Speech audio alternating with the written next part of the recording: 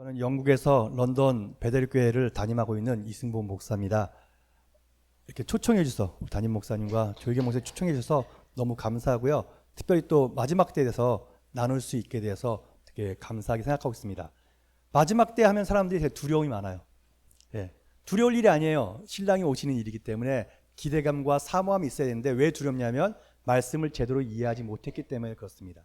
말씀이 하나님이 어떻게 마지막 때의 전략을 갖고 계신지 오늘 말씀을 통해서 볼 건데요. 특별히 다니엘서를 먼저 보게 될 것입니다. 왜냐하면 계시록을 먼저 보면은 헷갈려요.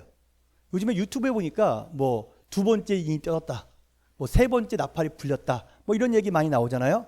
그렇게 얘기한 사람들은 다니엘서를 공부를 안 했기 때문에 그래요. 다니엘서는요, 전체 계시록에 대한 아웃라인, 틀을 잡아주는 거예요. 그 틀을 안 다음에 계시록을 봐야지 오해를 하지 않을 수 있습니다. 그리고 정확하게 계시록이 무엇을 의미하고 언제부터 이런 일이 일어나는지 이런 부분들을 인식할 수가 있어요. 그게 다 다니엘서에 있어요. 다니엘서 오늘 1장부터 내용들을 쫙 훑어볼 건데 그 많은 내용을 다요? 예. 근데 심플합니다. 왜냐하면 놀랍게도 이것은 반복되면서 좀 더 구체화시키는 내용이에요. 그래서 여러분한테 오늘 다니엘서가 아마 쉽게 그리고 계시 가운데 깨닫는 시간이 될 거라고 믿습니다. 자, 우리 페이지를 볼게요. 이 페이지를 피십시오. 뭐 교재가 없으신 분들은 손을 들어주시면은 교재를 아마 나눠주실 겁니다. 이 페이지를 피시면 되겠습니다. 예, 마지막 때를 위한 다니엘서예요. 다니엘서는요, 마지막 때 하나님의 전략들을 알려주기 위한 책인데요. 1장에서 6장까지는 역사적인 사건을 이야기합니다. 다니엘이 바벨론의 포로로 끌려가서 여러 가지 겪게 되는 상황들을 이야기하고요. 또 바벨론이 멸망하고 다시 메대와 바사란 왕국에서 또 일어난 사건까지를 다루는 게 6장까지예요. 그 역사적인 사건을 다루고 7장부터 12장까지는 마지막 때에 대한 하나님의 전략적인 환상에 대해서 이야기하고 있는 내용입니다. 그래서 이런 부분을 여러분 인식하면 좋겠습니다. 자, 이렇게 이것을 볼 때 첫 번째 우리가 알아야 될 건요, 마지막 때 어떤 태도가 있어야 되느냐.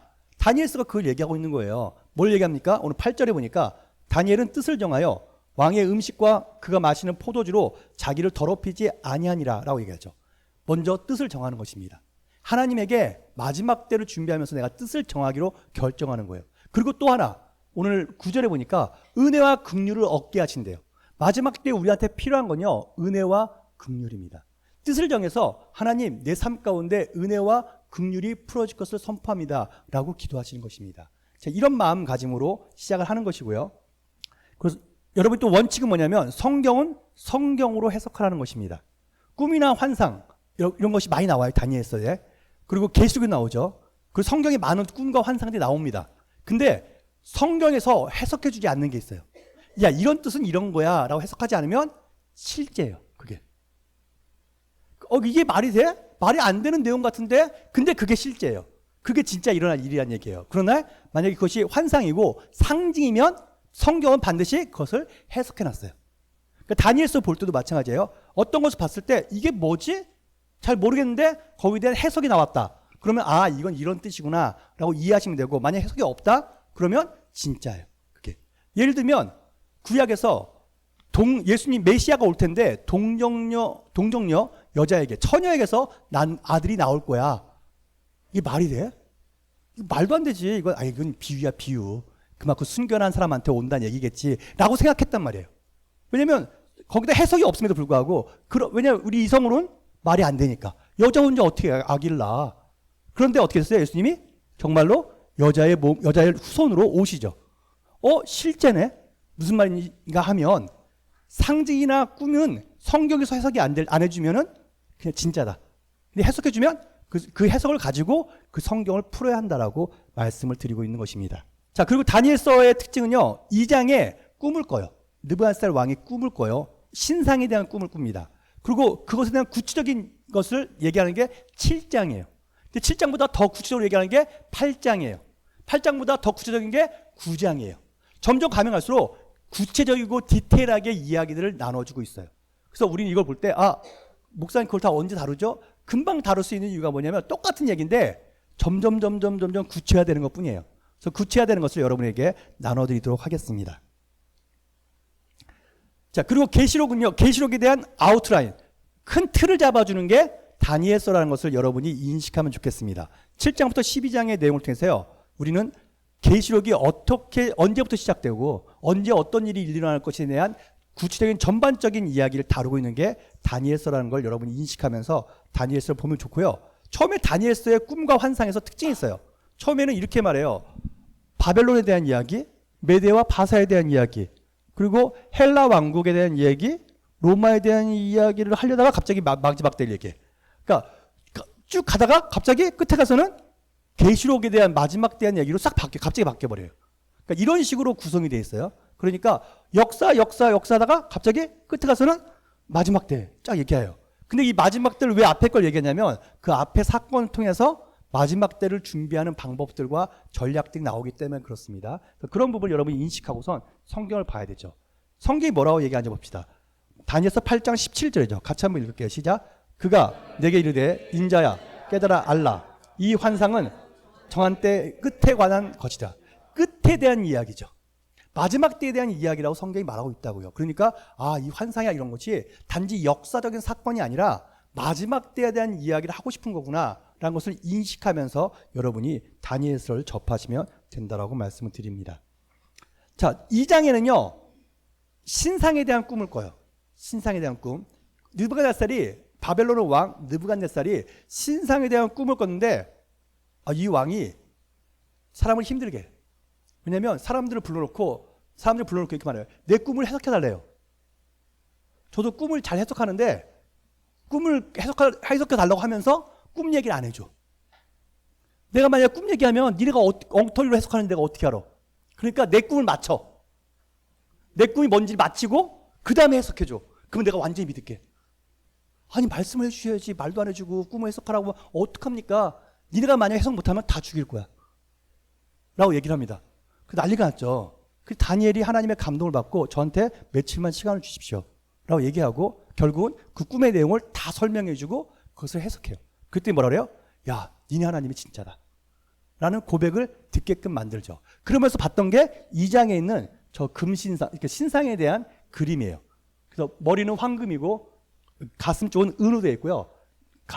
허리는 노수로 되어 있고 다리는 철로 되어 있고 맨 끝에 발가락은 바로 철과 흙으로 되어 있는 그런 신상에 대한 그림을 보고요. 나중에 7장에 가서요. 저렇게 동물들에 대한 모습으로 보는데 좀 더 구체화되어 시킨 것 뿐입니다. 자, 이렇게 보시고선 가시면 좋겠습니다. 설명할 거니까 그냥 넘어가시면 됩니다. 자, 느부갓네살의 왕이 신상에 대한 꿈을 꿨다 얘기했잖아요. 근데 다니엘이 와서 해석을 해줘요. 뭐라고 하냐면 2장 38절에 왕은 곧 그 금 머리니이다. 무슨 말이에요? 머리가 왕이다. 왕 바벨론을 얘기하는 겁니다. 당신이 머리예요. 황금, 머리는 황금이 바로 바벨론 그것을 상징하는 거예요. 근데 곧바로 뭐예요? 은으로 바뀌잖아요. 바벨론 멸망합니다. 그리고 다음 왕국이 세워질 거예요. 그리고 그것도 곧 멸망하고 다음 왕국이 세워질 거예요. 또 멸망하고 다음 왕국이 세워질 거예요. 제국이. 이 얘기 쭉 하는 거예요. 근데 느부갓네살이 이걸 받기가 싫은 거야. 왜요? 우리나라가 영원했으면 좋겠거든. 그래서 어떻게 해요? 3장에서 금신상을 만들어요. 머리부터 발끝까지 다 황금으로. 무슨 얘기예요? 처음부터 끝까지 다 우리 바벨론이야 라고 얘기하는 거예요. 그래서 황금을 다 만들죠. 그리고 황금의 그 금신상에 절을 하라는 말을 합니다. 자, 그래서 그런 의미로 만든 거예요. 금신상이. 처음부터 끝까지 다 우리 바벨론이야. 그런데 어떻게 돼요? 그대로 이 꿈의 예언대로 다 되죠. 그래서 바벨론이 멸망한 다음에요. 메데 바사가, 메데라는 나라하고 바사라는 나라가 연합해서 바벨론을 멸망시켜요. 근데 이 바사란 말이 원래 페르시아란 말을 갖다가 그 당시의 언어로 바사라고 했어요. 그래서 성경에는 바사 나와 있죠. 에스더 아시죠? 에스더 여왕이 어느 나라 여왕이에요? 바사 왕국. 페르시아가 지금 어디예요? 이란. 지금의 이란이에요. 그래서 이란에 가면요. 모르드게 무덤이 있고요. 에스더 무덤이 지금도 있어요. 그 관광지예요. 거기는. 그 이란에 그런 것이 있습니다. 자, 그러고 나서 헬라가 생길 거고 로마가 있을 거고. 근데 로마는 다리가 두 개예요. 왜 두 개예요? 로마가 둘로 갈라져요. 동로마와 서로마로. 그 얘기가 나중에 뒤에 나옵니다. 자, 그리고 발가락인데 발가락 몇 개요? 10개의 발가락이죠. 근데 나중에 얘기해줘요. 발가락인데 10개의 나라래요. 이게 되게 중요해요. 이 10개 나라가 나중에 반복해 나와요. 계시록에도 나와요. 그러면서 마지막 때 10개의 나라가 일어날 거야. 거기서 적그리스도가 나와요. 그런 얘기를 다 다루고 있는 게 다니엘서 내용이라는 것을 이해하면서 갈게요. 일단 이 정도만 알고 계시면 돼요. 왜요? 뒤에 가면 좀 더 구체적으로 나오니까. 그러니까 흐름만 보시면 돼요. 일단은. 자, 여기 나와 있죠. 그 발가락이 얼마나 쇠요, 얼마나 진흙인즉 그 나라가 얼마나 든든하고 얼마나 부서질 만한 것이며, 그 발가락을 뭐라고 그래요? 그 나라가. 그죠? 그러니까 발가락이 나라라는 거야. 10개의 발가락이니까 10개 나라. 반드시 기억하세요. 상징을 해석해 주지 않으면 그냥 그대로야. 근데 해석해 주면 그 해석으로 모든 걸 푸는 거예요. 자, 그러면서 말하죠. 왕께서 쇠와 진흙이 섞인 것을 보셨은즉 그들이 다른 민족과 서로 섞일 것이나 그들이 피차에 합하지 아니함이 쇠와 진흙이 합하지 않은 것 같습니다. 이상한 나라예요. 이 나라는 뭔가 이상해요. 섞여지지 않아요. 그런 얘기를 하면서 마무리를 짓습니다. 여기서는 10개 나라, 발가락 그 10개 나라와 함께 다니엘서 7장에서는 10개의 뿔로 나와요. 계시록에서도 10개의 뿔로 나와요. 10개의 뿔은 근데 또 뭐라고 하냐면 뿔은 왕이다. 뿔은 나라다. 라고 또 번역이 돼요. 해석이. 그러니까 뭐예요? 발가락하고 뿔하고 같은 얘기예요. 그렇게 알면서 넘어가겠습니다. 그런데 그렇게 그 신상이 다 있는데 전 제국이 결국 멸망하고 다시 새로 생기고 마지막 했는데 맨 마지막 10개의 나라가 연합해갖고 적그리스도 말도 안 되는 나라 나타나는데 하나님의 돌이 떨어져서 모두 다 박살나버릴 거야. 완전히.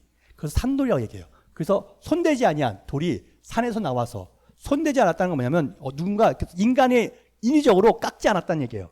천연의 돌이야. 그 돌이 와서 산에서 와서 이것을 박살낼 것이라고 얘기하면서 하나님이 장래의 일을 왕에게 알게 하신 것입니다. 라고 했죠. 미래에 대한 이야기를 알게 하신 것이에요. 라고 이야기하는 장면이 나오는 것입니다. 이렇게 되는 것입니다. 바벨론, 메데 바사, 헬라, 로마. 갑자기 로마인데 나중에 갑자기 적그리스도 얘기하다가 산돌이 와서 박살낸다. 예수님이 재림을 통해서 완전히 박살나고 새롭게 하나님 나라의 왕국이 이루어질 것에 대한 예언적인 그림들을 보여주고 있는 것입니다. 자, 7장에 가면 짐승으로 바뀌어요. 짐승으로. 이번에는 꿈이 아니라 환상을 보는 거예요. 다니엘이 하나님께 환상을 보는데 어떤 환상을 봤냐면요. 처음에 본 거는 사자야. 날개 달린 사자야. 사자가 무섭잖아요. 근데 날개까지 달렸어. 와, 빠르고 무섭고 엄청난 거죠. 그런 사자인데 이건 바벨론 상징이에요. 그리고 메데아 바사, 곰을 상징해요. 근데 곰인데 좀 이따 얘기할게요. 페르시아고 헬라, 표범인데 얼굴이 4개야. 그리고 날개도 4개야. 근데 이것은 헬라 왕을 얘기해요. 그리고 로마를 얘기하고 그다음에 적그리스도를 얘기하는데 여기 7장 24절에 이렇게 돼 있죠. 10뿔은 그 나라에서 일어날 10왕이요. 그 뿔이 뭐예요? 10개 왕. 다시 말하면 10개 나라하고 연결되어 있는 거예요. 그런 식으로 여러분이 인식하시면 되겠습니다. 자, 첫째 짐승부터 볼게요. 첫째 짐승 보니까 첫째는 사자와 같은데 그 독수리 날개가 있더니 내가 보는 중에 그 날개가 뽑혔고 또 땅에서 들려서 사람처럼 2발로 서게 함을 받았으며 또 사람의 마음을 받았더라. 사자인데 독수리 날개를 달았으니까 엄청나게 강력하죠. 그래서 제국이 완전히 엄청난 강력한 나라로 컸죠. 근데 갑자기 이 날개가 뽑혔어요. 무슨 말이에요? 기동력이 떨어졌어요. 그리고 사람처럼 2발로 섰대요. 2발로 서면 사자는 힘을 못 써. 힘을 못 쓰고 결국은 망하게 되는 거예요. 그런 얘기를 하고 있는 겁니다. 깊이 모르셔도 돼요. 왜냐면 이게 이 정도만 이해하시면 돼요. 왜냐면 이거 얘기하고 싶은 게 아니거든요. 하나님도. 그냥 이거는 역사에 일어난 사건만 살짝 얘기하고 넘어가는 거니까 아, 이렇구나라고 이해하시면 됩니다. 그 두 번째 짐승은요. 곰이에요. 곰인데 이 곰은 다리 하나가 들려 있어요. 왜냐면 메데하고 바사가 2개가 연합해서 있잖아요. 근데 한쪽 나라가 더 강해. 그리고 처음에는 메데가 왕이 됐다가 곧바로 뭐예요? 바사가 왕으로 바뀌어요. 그리고 메데가 없어져 버려. 네. 그래서 한쪽 다리가 들려 있어요. 근데 입에는 갈비뼈 3개가 물려 있어요. 그게 뭐냐면 근데 3개는 3개 나라를 얘기하는데요. 근데 제국인데 뭐냐면 바벨론, 그리고 리비아, 애굽을 멸망시킬 것을 예언해요. 이 바사 왕국이. 그래서 멸망시키는 얘기를 쭉 하고 있는 것입니다. 그 셋째 짐승은요, 표범 같은데 머리가 4개야. 날개도 4개야. 표범이 원래 빠른 짐승이에요. 근데 날개까지 있어. 엄청 빠르죠. 그래서요, 이게 알렉산더 대왕에 의한 그 그리스를 얘기하는데요. 이 헬라 제국을 시작할 때 알렉산더 대왕이 10년 만에요. 10년 만에 중국까지 다 먹어버렸어요. 말도 안 되는 속도예요. 엄청난 속도로 바사 왕국을 무너뜨리고 그리고 모든 제국들을 엄청난 많은 제국들을 다 먹어버려요. 굉장한 일이 났죠. 근데 문제가 있어요. 전쟁하느라고 너무 피곤했는지 30살에 죽어요. 알렉산더 대왕이. 죽으면서 뭐라 그래요? 죽는데 자식이 없어. 전쟁하느라고 자식을 못 가졌어. 그래갖고 나머지 옆에 보좌하는 장군 4명이 와서 누가 왕이 됩니까? 다음은? 누군가 왕이 돼야 될 거 아니에요. 왕이 누군지 얘기해 주세요. 자식이 없으니까. 그랬더니 알렉산더 대왕이 이렇게 말해요. 힘 있는 사람이 가져라.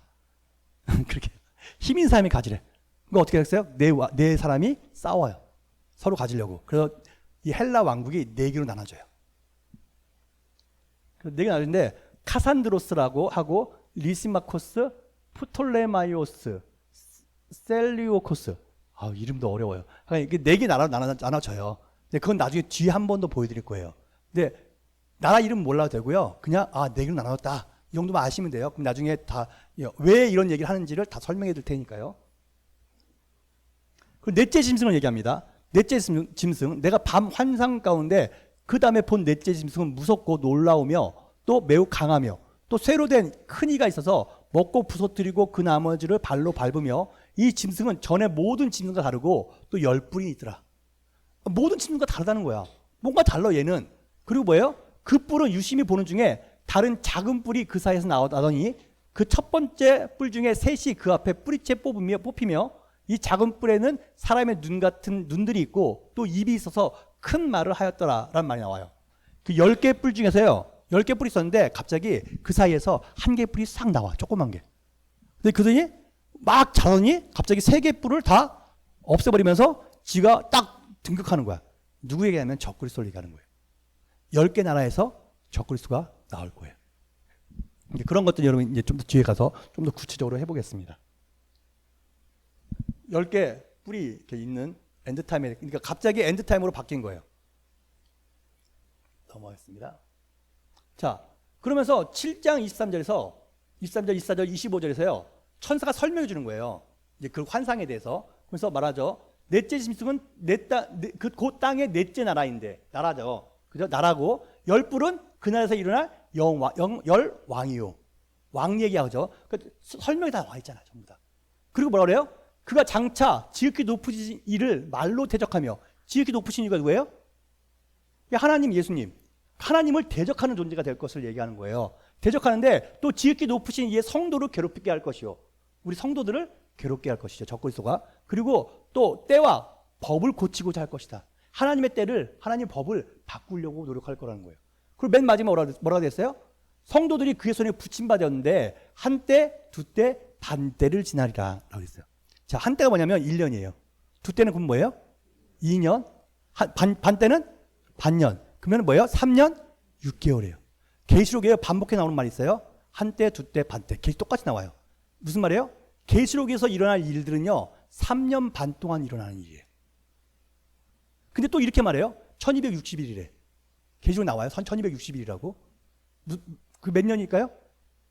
3년 6개월. 예. 근데 이스라엘 달력에는 31일이 없어요.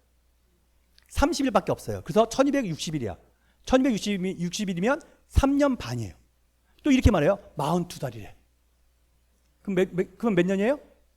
3년 6개월이에요. 그냥 다 3년 6개월이에요. 근데 다른 말로 하는 거야. 42달, 한때, 두때, 반때. 1260일. 다 3년 반 동안 일어날 마지막 때에 대한 이야기를 하는 거야. 그래서 계시록에 나와 있는 사건은 바로 3년 6개월 동안 일어난 사건이다. 근데 그때 적그리스도가 성도를 대적하고 괴롭히고 하나님을 대적하는 일을 할 것이라고 지금 얘기하고 있는 것이죠. 그래서 계시록에 대한 이야기를 또 잠깐 하고 있는 것입니다. 자, 계시록에 똑같이 나오죠. 계시록에 보니까 7머리와 10뿔이 있대요. 권세를 받아서 성도들과 싸워서 이기게 될 거고요. 10뿔은 뭐예요? 10왕이니. 똑같아요. 그러니까 다니엘서에 있던 것을 똑같이 얘기하고 있잖아요. 여기도 짐승이 나오는데 얘도 10뿔이 있어. 근데 이 열불은 열왕이야. 똑같이 얘기하고 있잖아요. 이런 식으로 다니엘서는요, 계시록에 대한 얘기들을 얘기하고 있다는 것을 알고 계시면 되고요. 아웃라인이라는 것을 알고 계시면 됩니다. 열불과 짐승은 음녀를 미워하여 망하게 한대요. 음녀를 미워할 거예요. 여러분 이런 말 들어보셨어요? 적그리스도가 누구라고 얘기할 때 인터넷상에서 제일 많이 적그리스도로 나오는 사람이 교황이에요. 예, 교황이 적그리스도다. 이런 얘기 되게 많이 들어보셨을 거예요. 처음 듣는 얼굴도 있네요. 예, 괜찮아요. 못 들어오세요. 알 필요 없어요. 별로 중요하지 않아요. 근데 교황은요, 적그리스도가 아니에요. 왜냐하면 나중에 뒤에서 보겠지만 적그리스도가 나타날 나라들이 있어요. 10개 나라. 그 나라가 어딘지를 알고 있으면은 로마하고 상관없네? 라는 것을 이해하게 돼요. 근데 적그리스도의 영향력을 받아서 적그리스도의 일을 담당하는 음녀가 있는데 그 음녀의 일을 교황이 할 수는 있어요. 왜냐하면 교황이 종교 통합 운동을 같이 하고 있거든요. 그러니까 음녀 역할을 할 수는 있어요. 근데 적그리스도는 아니에요. 그래서 어떤 사람도 얘기해요. 오바마가 적그리스도다. 옛날에 막 그런 얘기 했었어요. 제발 좀 쓸데없는 얘기 안 했으면 좋겠어. 그건 다니엘서로 공부를 안 했기 때문에 일어나는 일들이에요. 다니엘서 공부 안 하면 적그리스도가 어디서 나오는지 다 알게 돼요. 오늘 이제 여러분은 그것을 배우려고 하는 것입니다. 그런 걸 알고선 계시록을 보고 사회를 봐야 돼요. 그래야지 혼돈하지 않고 미혹되지 않는 거예요. 진리가 우리를 자유케 하는 것이죠. 네. 자, 그리고 뭐라고 얘기하면 다니엘 7장에서 그렇게 넷째 짐승이 있고 10개 뿔이 있는 애들이 있었고 성도를 괴롭히는데 결국은 어떻게 된다고요? 그러나 심판이 시작되면 그는 권세를 빼앗고 완전히 멸망할 것이요 나라와 권세와 온 천하 나라들의 유세가 지극히 높으신 이의 거룩한 백성에게 붙임받으리니 뭐예요? 우리 백성들이 성도들이 이긴다는 거예요. 그리고 뭐예요? 예수님에 의해서 그들은 멸망할 것을 얘기하는 거예요. 그런 얘기를 다루고 있는 게 다니엘서에 대한 힌트를 우리한테 주고 있는 것이죠. 자, 8장에 넘어가면요. 그러니까 양이 나오고요. 순양이 나오고 숫염소가 나와요. 근데 여기 다 나와 있어. 두 뿔을 가진 순양은 뭐라고요? 메데아 바사. 기억나시죠? 메데아 바사가 바벨론 멸망한 다음에 있던 나라잖아요. 그 나라를 얘기하는 거예요. 그 다음에 뭐예요? 순염소는 곧 헬라 왕이요. 또 그 뿔이 있는데 큰 뿔이 있는데 그 뿔은 뭐라고요? 곧 첫째 왕이요. 헬라의 첫째 왕이 누구예요? 알렉산더 대왕. 예. 그 알렉산더 대왕에 의해서 순양 메데아 바사가 멸망한다고 나오는 거예요. 그러니까 이미 역사에 다 나와 있어요. 그래갖고 이스라엘이 이걸 알고 있었어요. 그래서 알렉산더 대왕이 이제 메데아 바사를 멸망시키고 예루살렘을 공격하러 와요. 그랬더니 제사장들이 문을 활짝 열고 환영해요. 다 예언되어 있었습니다. 당신이 다 잡을 거예요. 걱정하지 마세요. 그래? 알았어. 그렇게 갔어요. 그런 게 실제 역사에 나와요. 그러니까 웃기죠. 왜냐면 이미 다 나와 있는 얘기예요. 헬라 왕이 대놓고 말하잖아요. 헬라 왕이 그렇게 할 거라고. 그래서 알렉산더 대왕에 일어난 사건들을 얘기하면서 8장에서 갑자기 메데와 바사, 그 다음에 헬라 왕, 그래서 헬라 왕 알렉산더 대왕에게 집중되어 있는 사건을 얘기하고 있어요. 이거는요, 우리한테 이제 힌트를 주기 위한 거예요. 왜냐면 10개 뿔. 처음에 로마 기억나세요? 로마인데 로마가 어떻게 했다고요? 2개의 로마로 바뀌었어요. 동로마와 서로마. 그 다음에 두 번째 나왔을 때 10개 뿔 나왔었고 한 다음에 이번에는 헬라 왕국을 얘기한다고요. 그래서 적그리스도가 어떤 식으로 우리 가운데 등장할 것에 대한 힌트를 좀 더 구체적인 힌트를 주시기 위한 모습이에요. 그걸 살펴볼게요. 어쨌든간 봅시다. 잘 따라오는 거죠? 예. 모르겠다. 잘 모르겠어요. 그러면은 집에 가서 기도를 하고 오세요. 예. 예. 자, 순염소가 스스로 심히 강대하여 가더니 강성할 때 그 큰 뿔이 꺾이고, 그러니까 큰 뿔이 누구라고요? 알렉산더 왕이 죽고 뭐라고요? 그 대신에 현저한 뿔 넷이 하늘과 사방으로 향해 왔더라. 아까 말씀드렸잖아요. 힘센 사람이 왕이 되라. 그랬더니 그리고 죽으니까 네 명의 장군들이 서로 왕하겠다고 싸워서 나라를 갈라먹었어요. 4개로. 그래서 4개 나라가 나온 거야. 카산드로스, 리시마코스, 프톨레마이오스, 셀레우코스라는 4개 나라로 바뀌어져요. 자, 그 4개 나라 중에서 셀레우코스의 왕에 대한 이야기를 갑자기 하기 시작해요. 그러니까 이거는 셀레우코스 왕 4세예요. 4세인데 이 사람이 적그리스도를 상징하는 사람이에요. 그럼 적그리스도가 어디서 나와요? 셀레우코스에서 나오죠.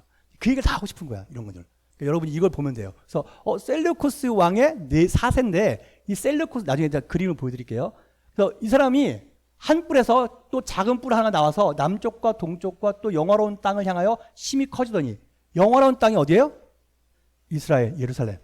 그쪽까지 다 영향력을 미칠 것이라고 얘기해요. 그리고 하늘 군대에 미칠 만큼 커져서 아니 어떻게 하늘 군대에 미쳐? 이게 무슨 말이냐면요. 틀림없이 안티오쿠스라는 사람에 대한 이야기를 하는데 갑자기 이상하게 안티오쿠스 얘기가 아니라 또 다른 사람 얘기 같아요. 왜요? 안티오쿠스는 한 번도 작은 왕인 적이 없어요. 점점 커졌잖아요. 작은 뿔이 하나가 점점 커졌잖아요. 근데 안티오쿠스는 처음부터 큰 사람이었어. 그리고 큰 제국이었어. 셀루코스가 4개 나라 중에 제일 컸어요. 그러니까 제일 큰 나라에 제일 큰 왕이었는데 뭘 작어? 무슨 말하는 거예요? 이 사람을 얘기하고 있지만 사실은 적그리스도를 얘기하고 있다. 예. 그러니까 이걸 예언의 이중성이에요.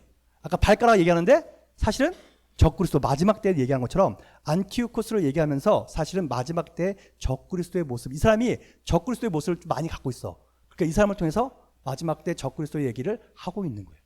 그래서 작은 뿔인 적이 없어요, 이 사람은요. 근데 적그리스도는 아무도 알려지지 않았던 사람인데 갑자기 정치적인 영향력을 갖게 될 거야. 그래서 영향력 하면서 10개 나라를 다 그러니까 연합하게 하는 놀라운 사람이 될 거예요. 그리고 하늘나라에 영향력을 미칠 정도의 사람이 돼버리는 것이죠. 예. 그래서 안티크라이스트, 적그리스도를 얘기하는데요. 그리고 그 사람이 하는 일이 있어요. 그에게 매일 드리는 제사를 없애버린대요. 이 사람은요, 매일매일 드리는 예배를 없애는 일을 할 거야. 마지막 때의 특징은요, 적그리스도 하는 특징의 가장 큰 특징은요, 예배를 없애는 거예요. 그리고 어떻게 해요? 백성이 매일 드리는 제사를 우리가 넘긴 바 되었대요. 특징이 있어요. 매일 드리는 이스라엘의 제사를 없앴는데 대신 이 안티오코스는요, 제우스를 섬기라고 얘기해요. 근데 나중에 적그리스도는 뭐예요? 제우스를 섬기는 게 아니라 누구 섬겨요? 자기를. 성전에다가 짐승을 세워놓고 자기를 섬기라고 하죠. 그러니까 다른 점에 이런 것들이요. 그래서 이 왕을 통해서 적그리스도에 대한 그림들을 우리한테 살짝 보여주면서 사실은 마지막 때 적그리스도 얘기를 사실은 하고 있는 거예요. 그렇게 인식을 하고 계시면 됩니다. 자, 적그리스도가 하면 어디서 나올까? 성경 어떤 것이 얘기해줘요? 2개의 로마에서 나온대요. 그러니까 2개 로마면 동로마와 서로마. 자, 여기 로마예요. 이게 빨간 거랑 색깔 전체가 다 전체 로마야. 전체 로마인데 이게 동로마고요. 이게 서로마예요. 이 둘 중에서 10개 나라가 나온다는 거예요. 근데 아까 말했죠. 그 다음에 8장에 가서 헬라를 얘기했잖아요. 헬라의 알렉산더 대왕 얘기를 했잖아요. 그럼 알렉산더 대왕이 갖고 있는 나라를 볼게요. 이게 알렉산더 대왕인 나라예요. 자, 적그리스도가 나올 나라는 동로마, 서로마 얘기했었고요. 그래서 동로마와 서로마가 있다고 말씀드렸어요. 근데 헬라 왕국은요, 이렇게 돼 있어요. 헬라 왕국을 좀 더 이거 구체적으로 볼게요. 자, 헬라 왕국인데 4개의 나라로 나눠져 있죠. 그래서 카산드로스, 아까 지금 다 했던 것인데 제일 큰 나라가 어디예요? 셀루코스. 셀루코스는요, 예루살렘을 끼고 있어요. 보이시죠? 예루살렘 끼고 있는 거 보이는데, 자, 앞으로 잠깐 넘어가 볼게요. 여기 보면 서로마에 로마가 들어있어요. 바티칸. 동로마에는 없죠. 근데 동로마가 아까쯤에 봤던 헬라 제국이 겹친 곳이야. 그래서 하나님이 이 환상을 연속해서 보여주는데 다시 헬라로 집중하는 거예요. 왜 갑자기 헬라로 다시 돌아왔지? 왜요? 왜냐면 동로마 서로마 중에서 동로마야. 그래서 헬라 지역을 얘기해 주면서 바로 헬라하고 겹치는 것을 얘기해 줘요. 그 다음에 또 뭐예요? 아까 말한 것처럼 4개의 나라를 바뀌는데 어떤 나라를 바뀌냐면 제일 큰 나라가 셀루코스고 거기서 적그리스도가 나온다고 표현해 준 거예요. 마지막 때 적그리스도는요, 저 셀루코스가 있는 땅에서 나와요. 그러니까 미국이나 뭐 이렇게 교황청 이런 데가 아니고요, 중동에서 나와요. 중동 나오는데 지금 중동 중에서 전 세계에 유명한 사람이 있나요? 없죠. 예. 그러니까 없을 거예요. 근데 갑자기 미약하고 작은데 어느 순간에 세력을 나면서 강력한 존재가 나타나기 시작해요. 근데 그 사람이 10개 나라를 연합해서요, 7년 평화협정을 맺어요. 그게 9장에 나와요. 다니엘서 9장에. 7년 평화협정을 맺는 사람. 그래서 테러를 종식시켜요. 모슬렘 사람들이 테러 많이 하잖아요. 그 테러를 종식시켜. 평화협정을 통해서. 그 사람이 누구라고요? 그놈이지, 그놈인 거죠. 우리는 아는 거야. 근데 우리가 이렇게 말할 거야. 그때 그 사람이 평화협정을 맺어서 놀라운 일을 하면은 여러분이 이렇게 말하겠죠. 그 사람이 적그리스도예요 라고 하면 여러분은 핍박을 받게 돼 있어요. 왜요? 평화를 갖고 온 사람을 적그리스도에게 기독교 사이코야 라는 소리 듣게 되겠죠. 그러면서 핍박이 시작되는 거예요. 그게 7년 환란의 시작이에요. 예. 셀루코스라고 연결되어 있음을 말씀 알고 계시면 됩니다. 자, 9장을 넘어갈게요. 이제 다니엘서 9장을 넘어갑니다. 9장에 보면요, 다니엘이 이제 그 환상을 다 본 다음에 기도를 해요. 기도하다가 보니까 바벨론을 포로로 끌려갔고 지금은 바사 왕국인데, 자기 기도하다 보니까 성경 예레미야서에 70년이 차면 이스라엘 백성들이 예루살렘으로 돌아간다는 예언이 있는 거야. 곧 돌아가겠네? 그래서 기도를 해요. 하나님, 이스라엘 곧 돌아가겠네요. 하나님, 이 성취될 것을 믿습니다. 막 기도하면서 이스라엘 향한 하나님의 전략을 알려주세요. 그랬더니 가브리엘 천사가 와서요, 이스라엘 전체 계획을 알려주세요. 아니, 예루살렘에 돌아가는 얘기가 아니라 이스라엘 전체 계획을 내가 알려줄게 라고 하면서 얘기하는 게 이제 9장 24절부터 27절까지 있는 얘기예요. 그게 이제 엔드타임에 대한 이야기와 함께 연결시켜서 이야기하는 것입니다. 페이지 이제 5페이지 넘어가서 보시면 됩니다. 그림은 거기 있고요. 자, 좀 더 설명을 해드릴게요. 예, 제가 일부러 현대인 성경으로 바꿔놨어요. 현대인 성경으로 이렇게 돼 있어요. 하나님이 내 백성과 거룩한 성을 위해 490년간의 기간을 작정해 놓으셨으니, 이스라엘 향한 하나님의 계획은요 490년이에요. 근데 그러면 언제부터인데요? 그저 490년 정해져 있으니까 시작하는 시점을 알면 그때부터 490년을 계산하면 돼요. 다 나와요, 그게요. 그거 설명해 드릴 거예요. 근데 중요한 게 뭐냐면, 여기서 490년이라는 것이 적혀 있는데, 현대 성경은, 여러분 성경에는 71일로 적혀 있을 거예요. 근데 다니엘이 금식 기도를 하는데 며칠 금식 기도 했죠? 21일. 근데 개역 한글에 뭐라고 돼 있어요? 세 일회를 기도했다고 나와 있어요. 세 일회. 그러니까 한 일회가 7일이에요. 근데 여기 왜 470년이에요? 490년이에요? 왜냐면 그 일회를 여성형으로 쓰면 한 일회가 7이야. 남성형으로 쓰면 한 일회가 7년이야. 그러니까 72되면 뭐예요? 남성형으로 썼기 때문에 77이 49, 490년이에요. 다니엘이 21일 기도한 건 3일인데 여성형으로 썼기 때문에 21일 기도고요. 여기선 바로 남성형으로 썼기 때문에 바로 490년이 돼요. 하나님이 490년의 계획을 갖고 있어 라고 하면서 얘기하는 거예요. 넘어갈게요. 자, 그럼 언제부터냐? 언제냐면 25절에 보니까 이제 너는 깨달아 알아라. 언제부터냐면 예루살렘을 재건하라는 명령이 날 때부터. 지금 바벨론 포로 끌려갔잖아요. 근데 야, 이제 예루살렘 재건해도 돼 라는 명령을 내리면 그때부터 490년 시작이야 라고 하는 거예요. 목사님, 그때면 벌써 490년이 지난 것 같은데요. 예, 지났죠. 그 설명 다 할 거예요. 예. 왜 490년이 지난 것 같은데 라고 하는데, 이 예루살렘을 재건하라는 명령이 3번 있어요. 하나는 고레스 왕 때 얘기예요. 고레스 왕은요, 예루살렘 성을 재건하라고 얘기했지 나라를 만들라고 얘기한 게 아니야. 그러니까 법이라든가 이런 것을 다시 한번 새롭게 개혁하고 법과 통치와 이런 것들을 다 만들어라 라는 얘기 한 게 아니라 그냥 성만 재건해 라고 한 거예요. 근데 아다스 왕 7년에는요, 나라를 만들기 위한 모든 법과 이런 것들을 다 새로 세우라고 얘기해요. 그러니까 성벽이 아직 완성도 안 됐는데 그 완성하면서 이것까지 하라고 얘기해요. 그래서 아다스 왕 7년부터 계산하면 놀랍게도 모든 예언이 다 맞아떨어져 나가요. 아다스 왕 7년부터예요. 그래서 예루살렘 재건하는 명령인데 재밌는 말이 나와요. 하나님이 택하는 왕이 오실 때까지 49년 434년이야. 아니 그냥 483년 이렇게 하면 되는데 뭐 이렇게 나눠서 얘기할까? 왜냐면요, 이 49년 동안에요, 예루살렘 성벽까지 다 완성이 돼요. 완전히요. 무너졌던 완성이 49년 만에 완성되고, 49년 동안 무슨 일이 하냐면요, 구약 성경이 완성돼요. 말라기서까지 뭐예요? 다 완성되는 게 이 49년 안에 일어나는 사건이에요. 자, 물어볼게요. 49년이 구약 성경이 다 완성된 다음에 하나님이 어떤 선지자도 보내지 않아요. 그래서 침묵의 시간이 있어요. 몇 년이에요? 그렇죠. 공부 많이 했어요. 400년.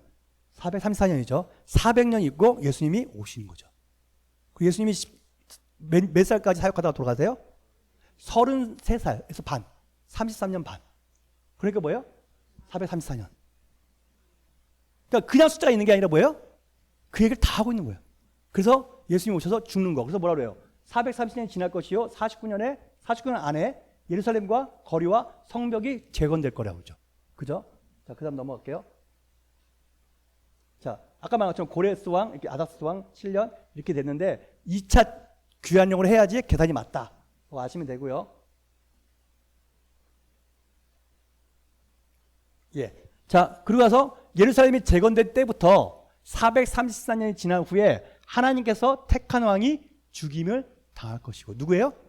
예수 그리스도. 딱 맞아요, 다. 그 기간이 딱 맞아서 예수님이 십자가에서 못 박혀 죽으세요.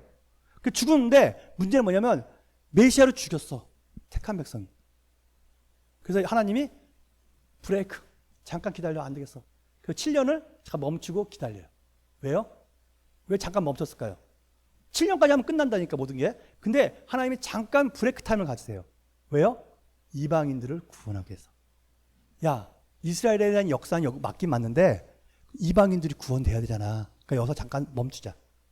그리고 7년 남겨놓고 이방인의 구원의 역사를 이루시는 거예요. 그리고 언제까지 한다고 나왔어요? 로마서 다 나와요. 이방인의 수가 차면 다시 시작이야. 다시 7년이 시작될 거예요. 그런 얘기를 여러분한테 지금 나누고 있는 것입니다. 자, 그리고 재밌는 말 또 나와요. 자, 그리고 이렇게 말해요. 택한 왕이 죽임을 당한 다음에 장차 한 강력한 왕의 군대가 예루살렘을 침략하여 그 성과 성전을 파괴할 것이다.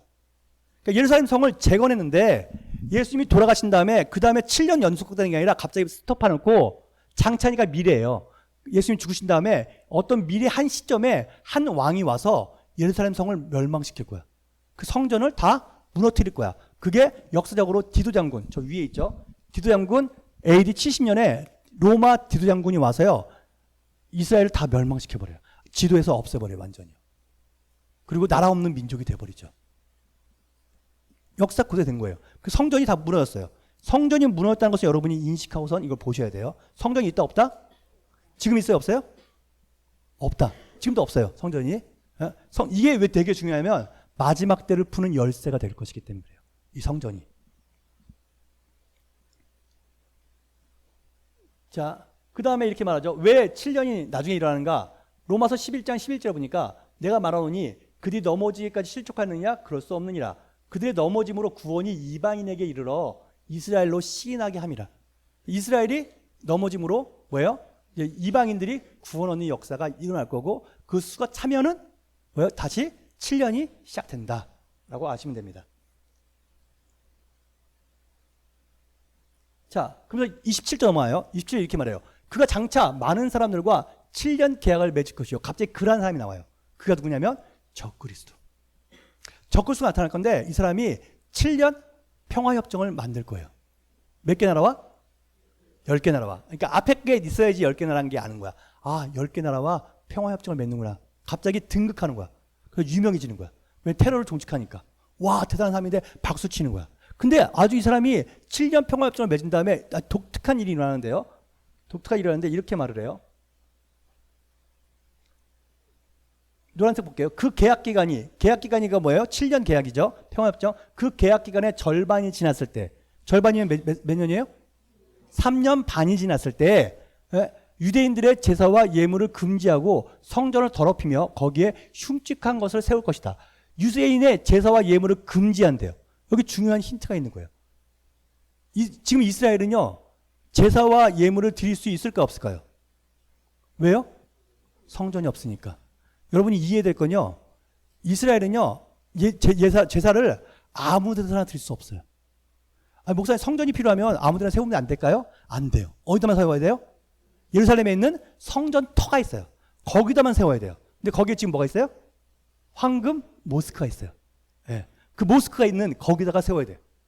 그럼 거기다 세우면은 전쟁 나지 않을까? 또 이렇게 싸움이 나지 않을까요? 근데 거기에 세워야 되는 거야. 거기 외에는 다른 데 세울 수가 없어요. 그래서 이스라엘은요, 성전을 짓기 위한 건 모든 게 다 준비되어 있어요. 모든 걸 다 준비해 놓고 정부에서 세워라 그러면은 2, 3개월 내에 성전을 세울 수가 있어요. 다 준비가 끝났기 때문에. 근데 이제 모스크가 있기 때문에 이게 정치적으로 되게 어려워서 말을 못 하는 거야. 그런데 놀랍게도 이렇게 예언하고 있어요. 지금 성전이 없잖아요. 아까 멸망했잖아요. 계약 기간의 절반이 지났을 때 유대인들의 제사와 예물을 금지한대요. 그리고 성전에 우상을 세운대요. 성전이 있다 없다?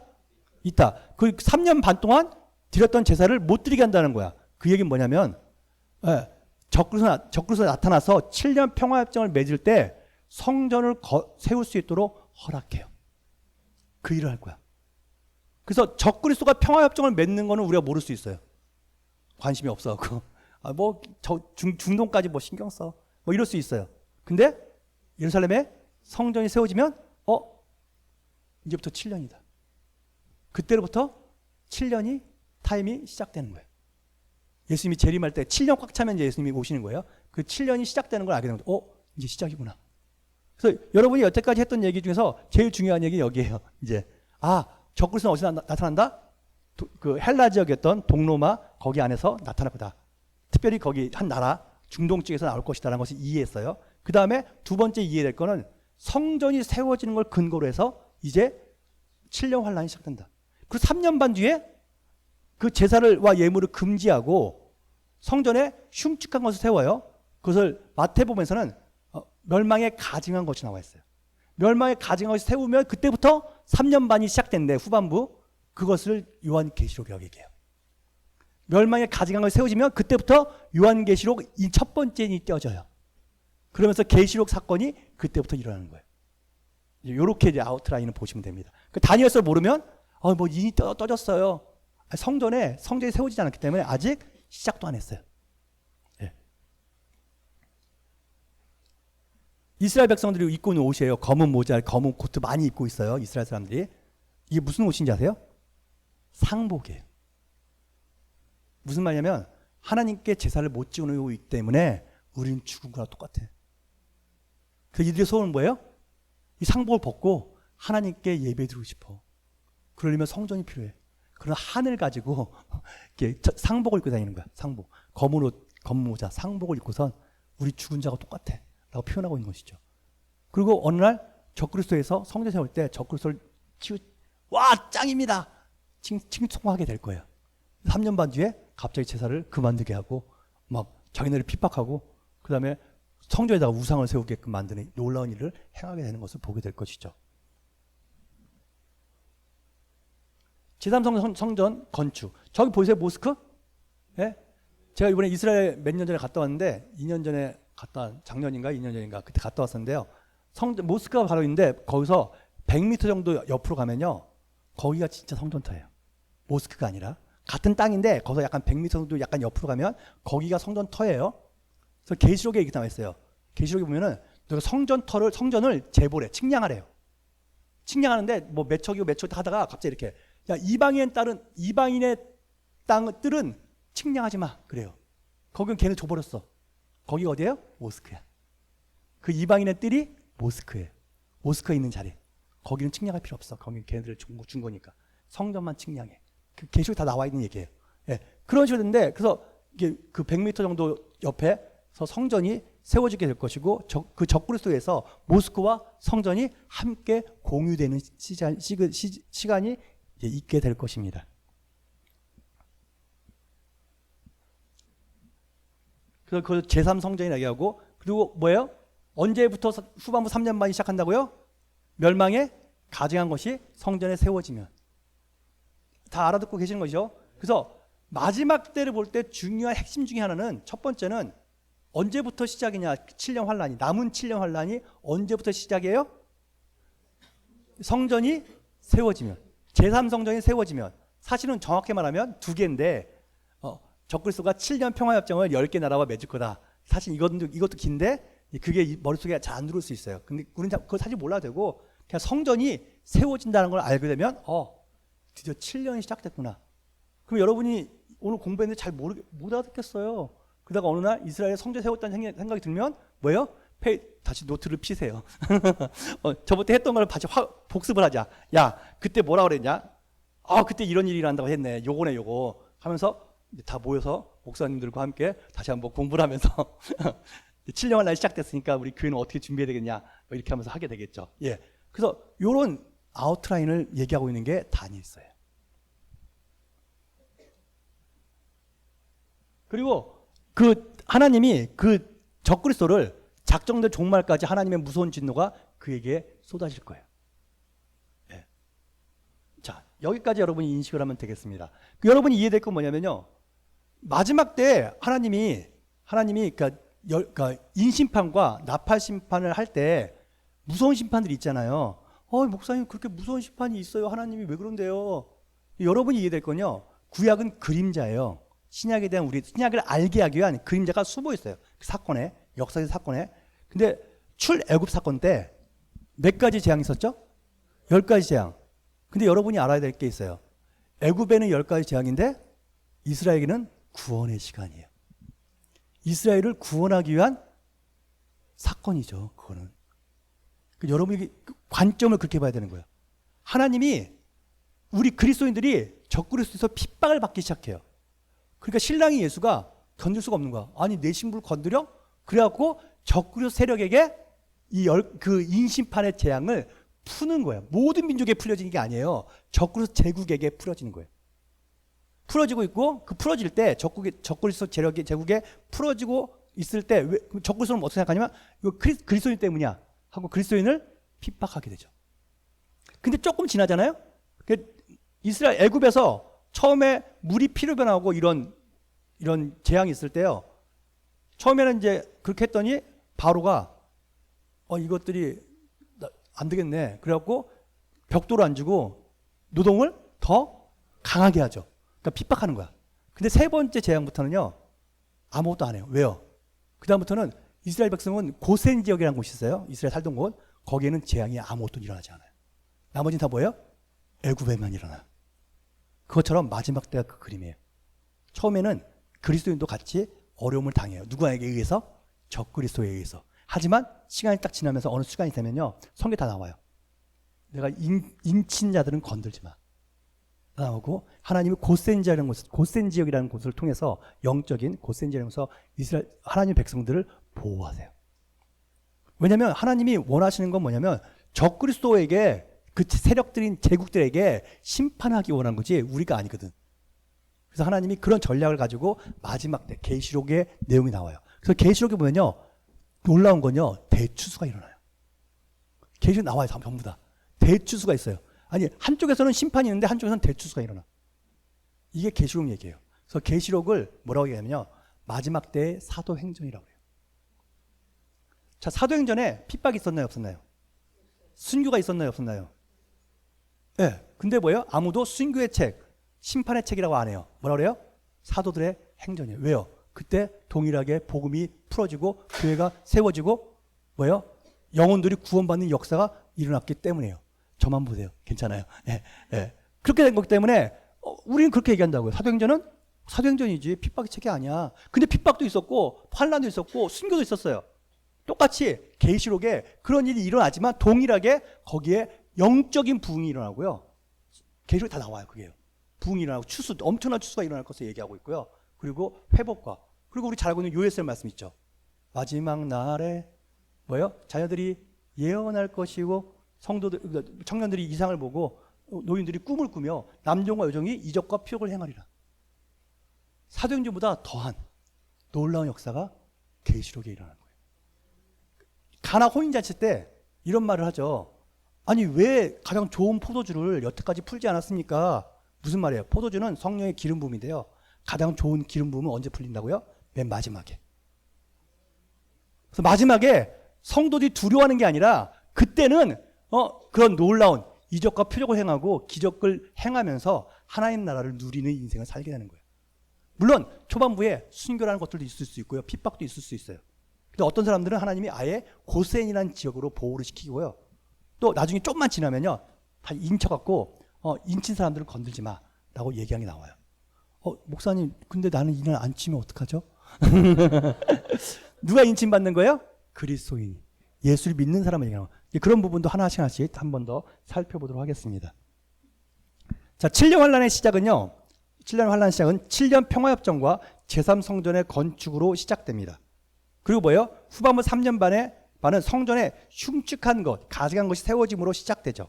그리고 후반부 3년 반은 인심판이 시작된다는 얘기고요. 한때, 두때, 반때 또는 42달, 1260일이라는 표현으로 대환란의 기간을 이야기합니다. 7년은요 환란의 기간이라고 그래요. 근데 후반부 3년 반은 대환란이라고 그래요. 그 후반부 대환란이 바로 계시록 얘기다 라고 알고 계시면 됩니다.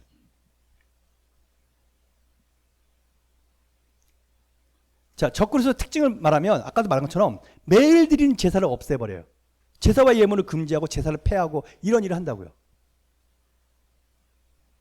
재밌는 게 미국에요 24시간 예배 드리는 곳이 있어요. 아이압이라고. 24시간 예배 드리는데 2단이래요. 근데 2단이라는 이유가 뭐냐면 24시간 예배 드린다고. 아니 24시간 편의점도 있고 24시간 사우나탕도 있는데 왜 교회는 24시간 예배 드리면 안 돼요? 무슨 말이냐면 24시간 예배 드리는 곳이 거기에 일어나는데 그게 뭘 의미하는지 사람들이 모르고 있어요. 그게 뭐냐면요 다윗의 장막이에요. 그 다윗 장막을 여러분한테 설명을 좀 해드릴 건데 마지막 때 하나님은 어떤 전략을 갖고 계시냐면 적그리스도는 예배를 폐하고 싶은 거야. 그래서 하나님은 어떻게 해요? 하나님은 예배를 일으키고 싶은 거야. 예배와 기도를. 그래서 반대로 마지막 때 그런 운동을 일으킨데 그걸 한마디로 다윗의 장막이라고 그래요. 근데 그걸 좀 더 설명을 할 겁니다. 일단 하나님의 전략들을 여러분이 아셔야만 한다고 말씀을 드리는 거예요. 자, 예배를 금하죠. 그래서 짐승도, 계시록에 짐승도 어떻게 한다고요? 우상에게 경배하지 않는 자들은 몇이든 다 죽인대요. 그렇죠. 그러니까 우상에게 경배하라고 하는 거야. 그런데 하나님은 어떻게 해요? 하나님의 백성들이 예배하는 삶으로 승리하는 일들이 있기 원하기 때문에 전략들을 갖고 계신 것을 얘기하고요. 마귀가 예수님이 와서도 그렇게 말해요. 뭐라고 얘기합니까? 마귀가 말하기를 나에게 경배하면 내가 이 모든 제국의 이것을 다 주겠다라고 해요. 그때 예수님이 이렇게 말씀하시죠. 사탄아 물러가라. 기록되었을 때 주 너희 하나님께 경배하고 라고 얘기해요. 근데 이 말을 인용한 게요. 신명기 말씀을 인용한 거야. 근데 예수님이 신명기 말씀을 잘못 인용하셨어요. 어떻게 인용하는지 봅시다. 신명기 말씀에 이렇게 돼 있어요. 내 하나님 여호와를 경외하며 라고 돼 있어요. 잘못 인용한 게 아니라 여러분 이제 제가 설명을 해드리려고 그래요. 구약에서 어떤 예언이 있는데 그 예언을 신약에서 얘기하는데 단어가 바뀌었어. 그럼 무슨 말이에요? 이 뜻이 이 뜻이야 라는 얘기예요. 신약으로 새롭게 해석해 주시는 거야. 경외하는 사람이 뭐 하는 사람이라고요? 예배하는 사람. 여러분 여호와를 경외하십니까? 그러면 예배하는 사람이어야 돼요. 여호와를 경외하는 사람에서 예배를 안 해. 그 사람은 경외하는 사람 아니야. 왜요? 경외한다는 뜻이 예수님이 말하는 거야. 그게 바로 예배하는 사람이야 라고 얘기하는 거거든요. 그러니까 하나님을 경외하는 사람은 예배하는데 그래서 사단은 언제나 예수님에게도 경배하라고 그러고요. 마지막 때 하나님께 드리는 예배를 다 폐하고 자기에게 경배하라고 하는 게 적그리스도의 중요한 특징인 것을 말씀을 드리고 있는 것입니다. 자, 계시록 볼게요. 계시록 5장 8절을 보니까 같이 한번 읽어볼게요. 시작. 예, 검은고와 향이 가득한 금대접을 갖고 있대요. 근데 그 향은 뭐라고요? 성도들의 기도라. 검은고는 뭐예요? 찬양이에요. 찬양과 기도가 가득한 게 마지막 때 특징이에요. 그래서 하나님은 이 일들을 이루기 위해서요. 1980년대부터 한 교회들 안에서요. 찬양 예배들을 만들기 시작하세요. 그냥 평범한 예배였는데 갑자기 어느 날부터인가 찬양 예배가 막 생기기 시작하는 거야. 힐송부터 해서 여러 나라들이 여러 곳이 막 찬양 예배 드리는데 어떤 데는 설교도 없어. 그냥 찬양만 해. 이런 예배들이 생기는 거야. 왜 이러는 거지? 왜냐하면 지금 전 세계에 찬양과 기도를 강력하게 풀고 계시는 거야. 예. 왜요? 마지막 때를 준비시키는 거거든요. 자, 그래서 마지막 때 특징을 얘기한 거예요. 자, 또 그래서 다시 다니엘서 넘어오면요. 다니엘서에서 느부갓네살 왕이 어떻게 했어요? 처음에 머리만 황금인데 다 황금으로 말해놓고 여기에 절하지 않는 사람은 다 죽이겠다라고 얘기해요. 그래서 다니엘의 세 친구가 절하지 않죠. 뭐 얘기하는 거예요? 마지막 때 그림을 보여주는 거야. 뭐냐면 마지막 때는 예배에 대한 얘기야. 예배 싸움이야. 그쵸? 그 다음에 6장에 가서 어떤 일이 나요? 6장에 가서 뭐라고 얘기하면 어떤 신에게도 기도하지 말래요. 자기 외에는, 왕행 외에는 어떤 신에게도 기도하지 못하게끔 말해요. 근데 다니엘 어떻게 해요? 창문 열어놓고 기도해요. 아니 창문 닫아놓고 하시지. 아니 굳이 뭐 그렇게 창문까지 여셔갖고 이렇게 힘들게 하실까? 근데 어쨌든 그분은 창문을 열어놓고 하셨어요. 그 잡혀갖고 어떻게 해요? 사자굴에 던져지죠. 뭐 얘기하고 싶은 거냐면 이거예요. 마지막 때는 기도 싸움이야. 이해하세요? 예배와 기도. 아까 계시록 5장에서 그냥 8절에서 뭐예요? 검은고와 기도. 그러니까 다니엘서는 마지막 때가 무슨 싸움인지를 얘기해주고 있는 거예요. 예배와 기도 싸움이야. 근데 적그리스도는 그걸 못하게 하려고 그러는 거고 우리는 어떻게 해요? 다니엘과 다니엘 세 친구를 통해서 보여주는 거야. 우리는 그럼에도 불구하고 예배와 기도 가운데 가야 된다고 얘기하고 있는 것이죠. 이게 마지막 때의 중요한 특징인 것을 얘기해주고 있는 것입니다. 자, 다윗 장막을 보여드릴게요. 성경이 예언돼 있어요. 아모스서 9장 11절 보니까 그날에 내가 다윗의 무너진 장막을 일으키겠다고 말해요. 처음 보신 분이 있죠? 성경에 저런 말이 있었나? 근데 그날에라는 말이 나와요. 그날에. 영어 성경에는 in that day라고 돼 있어요. 그날에라는 말이 나오면 무조건 뭐예요? 마지막 때를 얘기하는 거예요. 성경에 곳곳에 중간중간에 그날에 in that day 영어로 나오거든요. 그럼 다 마지막 때다. 마지막 때 하나님이 다윗 장막을 세우겠대요. 그리고 보세요. 사도행전 15장 16절에 이렇게 돼 있어요. 그 후에 내가 돌아와서 다윗의 무너진 장막을 다시 지으며. 그렇죠. 똑같은 얘기, 아모스를 지금 인용해서 얘기하고 있는 거예요. 그러면서 그 다윗 장막 때문에 어떤 일을 한다고요? 17절에 이는 그 남은 사람과 내 이름을 일컬음을 받는 모든 이방인들을 주를 찾게 하기 위한 거야. 예, 이방인들 주님께 돌아오게 하는데 중요한 전략 중에 하나가 다윗 장막이야. 다윗 장막 특징은 뭐냐면요, 예배와 기도예요. 예. 다윗 장막을 정리하면 이렇게 돼 있어요. 다윗 장막이 회복될 것을 예언했는데요. 다윗 장막은 다윗이 예루살렘 왕이 이제 이스라엘 전체 왕이 돼요. 30살에. 그때부터 33년 동안 이스라엘 전체 왕으로 살아요. 근데 33년 동안 뭐 하냐면요. 왕이 되는 그 순간에 이제 언약궤를 가지고 와요. 그래갖고 예루살렘을 갖고 와요. 그리고 텐트 쳐놓고 그 언약궤를 그 텐트에 놔둬요. 그리고 예배자들을, 레위 지파들을 둘러싸게 해요. 그리고 말해요. 예배하자. 그리고 3년 6개월, 33년 동안 24시간 365일 예배하게 해요. 33년 동안. 끊이지 않는 예배를 해요. 근데 그 예배 안에서 거기 여러분 성경을 보면 자세히 나오는데 거기 보면 신령한 노래를 부르고 막 한다고요. 그러고서 스텝들이 필요한 거야. 악기를 연주하는 사람이 필요하죠. 그래서 뭐래요?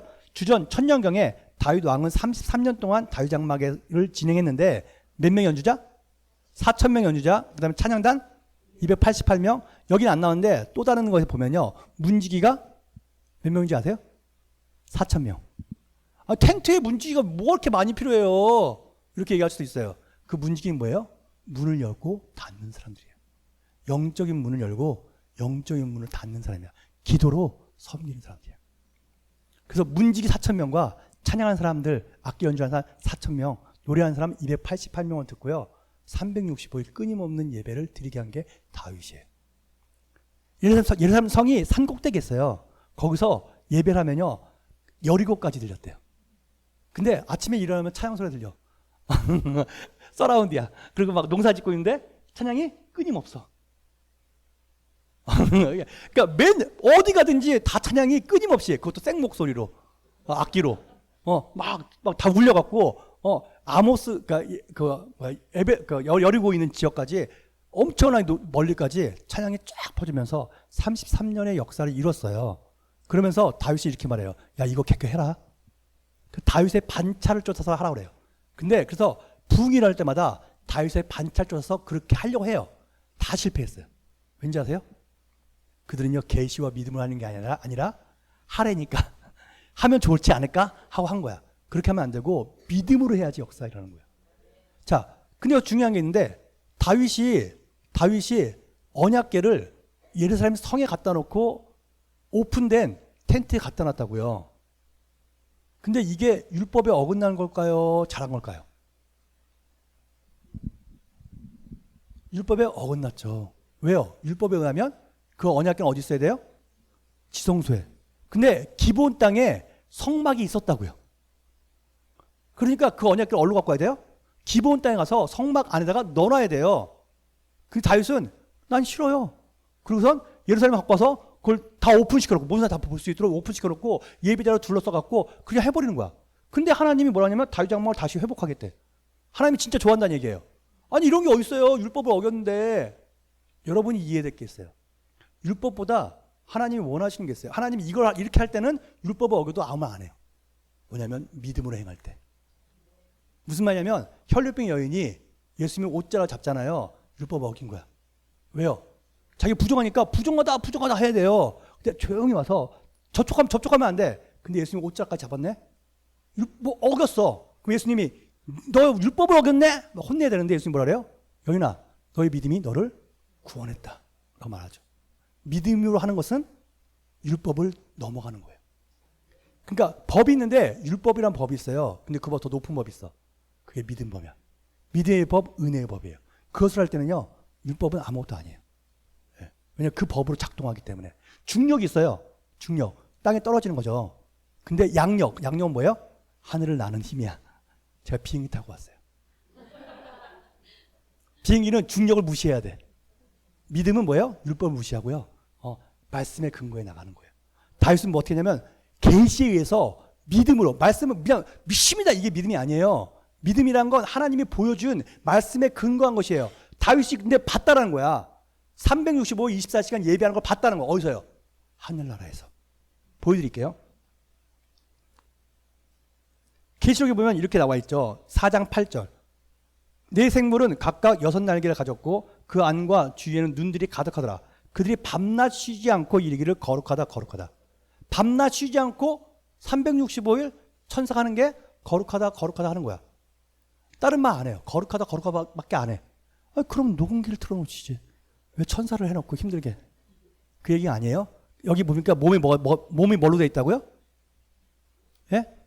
안과 주위에 뭘로 가득해요? 자 보세요. 내 몸에 눈 있는 거야. 아름다워요? 이 천사는요, 눈으로 가득해. 뭐 하는 거냐면요, 이 눈으로 하나님이 어떤 분인가 보는 거야. 하나님 거룩하다. 라고 했는데, 또 다른 눈이 하나님의 새로운 거룩한 모습. 야, 하나님 거룩한데? 야, 여기도 하나님 거룩한 모습이 있는데? 거룩한데? 그 눈들로 계속해서 영원토록 하나님의 거룩함을 발견하는 거야. 그러니까, 거룩하다. 아이고, 힘드네. 녹음기 틀어놓지 왜 우리 만들어갖고. 이게 아니라, 예. 하나님의 거룩함을 발견하고 그때마다 거룩하다 하는데 영원토록 하는 거예요. 왜요? 영원토록 그분이 거룩함이 발견되는 거야. 그 눈들을 통해서. 근데 24시간 365일 밤낮 하는 거야. 그리고 또 뭐예요? 5장 8절에 보니까 검은과 향이 가득한 금대접이 있죠. 가득해. 그러니까 기도와 찬양이 가득해. 그걸 통해서 24시간 예배하는 걸 다윗이 본 거예요. 하늘나라의 예배를. 그리고 뭐예요? 나 이런 예배 할 거야. 그리고 믿음으로 자기 시대에 그것을 풀어놓은 거예요. 다윗은요, 선지자예요. 왜요? 다윗은 예수님의 십자가 사건과 부활까지 다 봤어요. 사도행전을 보면 예수님은 음부에 썩지 않고 다시 부활하셨음을 얘기하고 있거든요. 다윗은 이미 다 봤어요, 그걸요. 그 사람은 예수님이 1000년 전의 사람인데 예수님의 십자가와 부활까지 다 본 놀라운 사람이에요. 그러니까 그래서 하늘나라의 것을 다 보고 성전을 이제 솔로몬이 짓게끔 하려고 성전의 설계도를 그려야 되잖아요. 성전 설교도를 누가 그려준 줄 아십니까? 다윗이. 어떻게 해요? 성경에 나와 있어요. 하늘나라의 성전을 보고 하나님이 알려줘서 그걸 그대로 그렸대요. 그 다운로드 받아갖고 그래서 솔로몬에게 준 거야. 무슨 말이에요? 하늘나라에 있는 성전도 보고요. 하늘나라에 있는 예배도 본 거야, 그 사람은요. 그래서 그 예배를 가지고 나는 이런 예배를 원해. 기부원에 있는 언약궤는 지성소에 가다 놓고 갇혀갖고 하나님하고 단절된 상태로 1년에 한 번 딱 대제사장이 만나는 그런 예배 원하지 않고 미래에 있을 신약시대에 있을 그런 예배, 난 그 예배를 할 거야. 그리고 믿음으로 미래의 것을 가지고 와서 지금부터 3000년 전에 다윗 장막을 한 거예요. 그게 믿음이에요. 미래의 것을 갖고 오는 것이죠. 근데 하나님 뭐라는 거예요? 나는 솔로몬의 성전을 다시 세우겠다고 말하는 게 아니에요. 내가 얘기해 준 성막을 다시 세우고 싶지 않아. 나는 뭘 원하냐면 다윗 장막을 다시 세울 거야. 왜? 다윗 장막은 어떤 막힘도 없어. 그리고 예배와 기도가 특징이거든. 난 그렇게 해서 마지막 때를 준비할 거야. 그래서 그날에 다윗 장막을 다시 세운다. 마지막 때에 다시 세울 것을 이야기하고 있는 것입니다. 자, 우리가 마지막 때를 생각할 때요, 어떤 일이냐면 두려운 사람들이 많이 있어요. 두렵게 생각하는 사람이 많이 있어요. 왜 두렵냐면 환경과 상황을 보고 있기 때문에 그래요. 근데 성경은 말하죠. 그 두려움을 이길 수 있는 방법을 얘기해줘요. 요한일서 4장 18절 19절에 보요. 여기 18절만 나와 있는데 18절에 보니까 이렇게 돼 있죠. 사랑 안에 두려움이 없고 온전한 사랑이 두려움을 내어 쫓나니. 잘 보세요. 그 온전한 사랑은 나의 사랑이 아니에요. 베드로는 말했어요. 내가 주님을 사랑합니다. 죽기까지 사랑합니다. 예수님 만약에 감옥에 가면 나도 갈 거고요. 예수님 죽으면 나도 같이 죽을 거예요. 예수님 잡히자마자 어떻게 해요? 3번 부인하죠. 자기의 사랑을 의지한 사람은요 넘어져요. 근데 말하는 거예요. 네 사랑을 의지하지 마. 내가 너를 사랑하는 것을 알면 돼. 내가 너를 사랑한다는 것을 네가 인식하고 안다면 넌 두려울 게 없어. 라고 얘기하시는 거예요. 어떤 아이가 물에 빠져서 막 허부적대면서 살려주시는 거예요. 왜? 수영을 못해요. 그래서 죽어가고 있는 거야. 근데 엄마 아빠가 수영을 못해. 근데 막 뛰어들어가. 수영을 못하는데. 그럼 들어가면 또 같이 죽을지도 몰라 어쩌면. 근데 엄마 아빠가 막 들어가. 왜 들어가요? 사랑은 죽음을 이기기 때문에 그래요. 죽음이 두렵지 않아요. 사랑이 더 강력해요. 하나님이 우리를 향한 사랑을 알 때 우리는요 마지막 때를 넉넉하게 이기게 돼요. 그래서 말하는 거예요. 우리는 계시적으로 하나님의 사랑을 맛보아하는 인생을 살아가야만 하는 것이죠.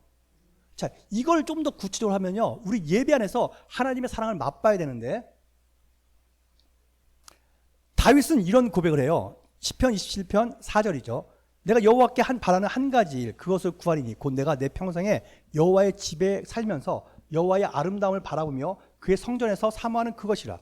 내가 하나님의 아름다움을 보고 싶어요. 왔다지 아름다운 민. 아름다움이 뭔데요? 근데 여러분, 아름다움이란 말이 성경에서요, 재밌는 표현인데, 성경에 아름답다는 말이 많이 나와요. 하나님이 지은 세계가 아름답다. 온 땅이 아름답고, 뭐 이런 얘기 나오잖아요. 근데 하나님을 향해서 아름답다는 말은 딱 2번 나와요. 다른 거, 세상이 아름답다. 하나님 만드는 거 아름답다. 이런 얘기 많이 나오는데, 그거 말고 하나님을 향해서 아름답다는 말은 딱 2번 나와요. 하나는 시편 27편 4절이고요. 또 하나는 시편에 나와 있는 말씀인데요. 시편에서 이렇게 말하죠. 시편 90편 17절이에요. 주 우리 하나님의 은총을 우리에게 내리게 하사라고 되어 있는데 여기 번역은 은총으로 되어 있어요. 네? 근데 영어로 뭐 했어요? 뷰티. 그래서 원래 히브리어에서는요 똑같은 말이에요. 아름답다와 은혜라는 말이. 내가 여호와의 전에 거하면서 하나님의 아름다움을 보기 원한다는 말이 무슨 뜻이라고요? 하나님의 은혜를 보기 원합니다. 그 은혜가 아름다운 거예요.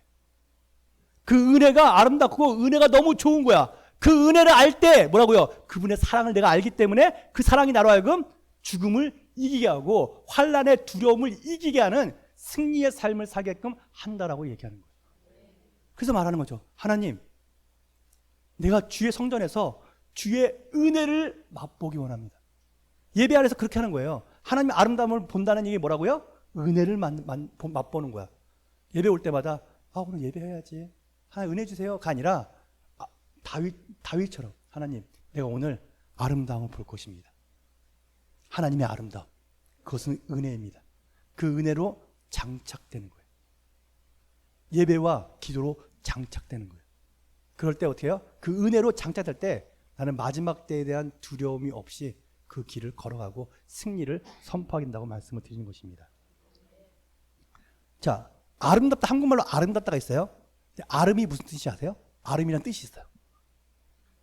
근데 아름을 뜻을 뭐 해? 아름 아름 하는 거예요? 예, 아름 아니고요. 예, 아름이란 말 뜻인데요. 아름이란 말이 뭐냐면 나란 뜻이에요. 나답다. 나다운 게 아름다운 거야. 그러니까 하나님이 아름답다는 얘기 뭐예요? 하나님다운 거야. 근데 하나님다운 게 뭐라고요? 은혜라고요. 하나님다운 게 심판이 아니에요. 하나님다운 건 은혜예요. 그 은혜가 우리 가운데 풀어졌고 그 은혜 때문에 예수님을 보내신 거예요. 그 예수님 때문에 예수님으로 말미암아 은혜와 진리가 풀어지는 거예요. 그래서 우리는 은혜의 보좌에 나가서 때를 따라 도는 은혜를 얻기 위하여 은혜의 보좌 앞에 나가는 거죠. 그리고 그분의 아름다움을 보는데 그 아름다움이 뭐라고요? 은혜가 내 안에 풀어지는 것이죠. 하나님다운 게 아름다운 거고요. 나다운 게 아름다운 거야. 옆 사람한테 얘기해 주세요. 하나님다운 게 아름다운 것입니다. 근데 그 뜻이 은혜니까 은혜 받으세요 라고 얘기해 주세요. 은혜 받으세요. 예, 은혜 받으십시오. 예. 은혜가 있을 때 뭐라고요? 마지막 때를 이기고 나간다. 두려워하지 않게 된다. 은혜에 장착되면요 두려울 게 없어요. 예. 자, 그런데 목사님 뭔지 알겠어요. 근데요, 저도 그 예배 와서 하나님을 얼굴을 구하면서 그렇게 은혜를 받고 하고 싶은데, 전 매일매일 예배도 못 오겠고 바빠요 일하느라고. 저는 그러면 너무 불공평해. 나도 예배하고 싶은데 예배가 나 예배할 시간이 없어요. 저 사람은 좋겠다. 예배 맨날 예배 와서 가서 하니까. 나는 일하느라고, 특히 남자들이 직장 가서 일하느라고, 나는 너무 나는 불공평한 것 같아. 라고 하는 분들이 있을지도 몰라요. 성경에 놀라운 얘기가 있어요. 너희 몸을 하나님이 거룩한 산제사 드리라고 얘기하잖아요. 삶의 예배를 드리라고 얘기하는데요. 보여드릴게요. 창세기 2장 15절에 보니까요. 에덴 동산에 사람들을 두어서 그것을 경작하게 하며 지키게 하고란 말이 나와요. 경작하다는 말이 히브리어로 아바드예요. 뭐라고요? 아바드. 근데 이 아바드가 레위기에 가서는요 예배하다로 나와요. 그러니까 똑같은 단어야. 그러니까 우리는 성경 한국말은 경작하다, 일한다는 말이에요. 여기 워크니까 일한다는 말인데 레위기에서는 예배한다는 말이에요. 그러니까 근데 히브리어에는 뭐예요? 그냥 아바드야. 그러니까 아바드는 뭐라고요? 일하는 게 예배하는 거다. 여러분 일하면서 하나님의 영광을 위해서 하면 그게 예배다. 내가 일하면서 뭐예요? 하나님, 나 일하지만 이 상황에서 하나님을 예배하는 거니까 나 이때 여기서 하나님의 은혜를 보기 원합니다. 여러분 삶과 일하는 모든 환경 안에서 하나님 은혜가 풀어지면 선포합니다. 그래서 하나님, 내가 은혜를 맛보고 그 은혜를 경험하며 그 은혜 때문에 직장에서도 야, 이상하게 잘 돼. 이상하게 은혜가 풀어져. 저희 교인들이 그래요. 이번에 어떤 우리 성도 한 분은 프로젝트를 성공했는데 3,500억짜리 프로젝트를 성공해냈어요. 네. 그리고 한 번은 저번 때는 우리 완띵이라고 그러거든요. 완띵이라고 그러는데 그러니까 시편 27편 4절에 있는 말씀에 완띵, 한 가지 소원이 있는데 그게 영어로 완띵이에요. 그 완띵인데 뭐냐면 완띵 한다고 그래갖고 우리는 그러니까 24시간 365일은 못하니까 사람이 없으니까 그래서 저희는 그러니까 72시간 그러니까 한번 한 적이 있어요. 전 교인이 72시간 동안 끊임없는 예배와 기도를 돌아가면서 하는 거죠. 쭉쭉 하는데 그분이 이제 그 기도에 왔다가 자기가 프로젝트가 있는데 그분이 그때 당시에는 그러니까 스크린을 파는 일을 판매를 했었어요. 근데 그게 의학 스크린. 그래서 의학용에 쓰는 그러니까 병원 가면 스크린 있잖아요. 화면 보는 그 스크린인데 그게 한 대에 1,000,000원이래요. 1,000,000원인데 이제 그거 파는 세일러를 하는 분이었는데 그분이 이제 어느 지역이 있는데 그 지역에서 기도하러 왔다가 갑자기 그 지역이 생각나더라는 거예요. 나 이 지역에다가 이걸 팔면 좋겠다. 근데 이미 거기에 대기업이 2개가 있는 거야. 그리고 자기는 소기업이기 때문에 이게 쉽지가 않은 거야. 근데 이상하게 이 동네에서 했으면 좋겠는데 라는 생각이 들더라는 거야. 기도하다가. 그래서 그런가 보다 했어요. 그 집에 와서 이메일을 열었더니 그 지역에서 있는 어떤 회사에서 연락이 온 거야. 나 니네 회사에서 그 스크린을 사고 싶어. 몇 대? 200대. 그래갖고 그 회사 1년치 수입을 한 번에 그분이 다 해버렸어요. 근데 그분이 계속 증가하더니 지금은 다른 회사로 넘어갔는데 거기서 지금 3,500억을 다루고 있는 분이에요. 지금은. 그러니까 엄청난 은혜를 하는데 그분이 그래요. 내가 새로운 피조물을 알고 하나님의 은혜를 맛보니까 하나님이 일하신다고. 그러니까 여러분 안에서 저는 여러분이 그런 은혜를 누리기 바래요. 뭐냐면 일하면서도 예배하는 것. 하나님의 영광에서 일하는 거죠. 그리고 거기서 나는 은혜를 맛볼 것입니다. 은혜를 볼 것입니다. 라고 선언한 것입니다.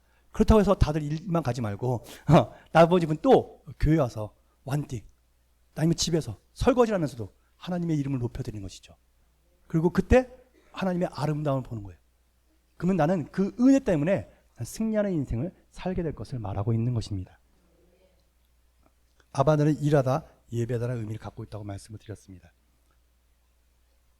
자, 이제 마무리 짓겠습니다. 다니엘서는요 우리에게 중요한 이야기를 해줘요. 뭐냐면 마지막 때에 대한 전체적인 아웃라인을 얘기해 주죠. 여러분 이제 머릿속에 이제 확실하게 입력됐을 거 생각해요. 7년 환란은 언제부터 시작이다? 성전 건축. 예. 또 하나는 열나라와 함께 적그리스도가 7년 평화협정을 맺는다. 근데 그걸 잘 몰라도 어쨌든 간 성전이 세워지면 7년 시작이다. 그러니까 이제 시작이네. 이제 다 알 수 있다고요. 예, 그런 상황이 된 거예요. 그러면 3년 반은 후반부 3년 반. 계시록이 시작되는 건 언제부터예요? 그 성전에 가증한 것이 세워질 때. 이건 반복해서 할 거니까 그렇게 알고 계시면 돼요. 그리고 다니엘서에서 우리한테 보여주는 건요. 근데 적그리스도는 예배를 패해.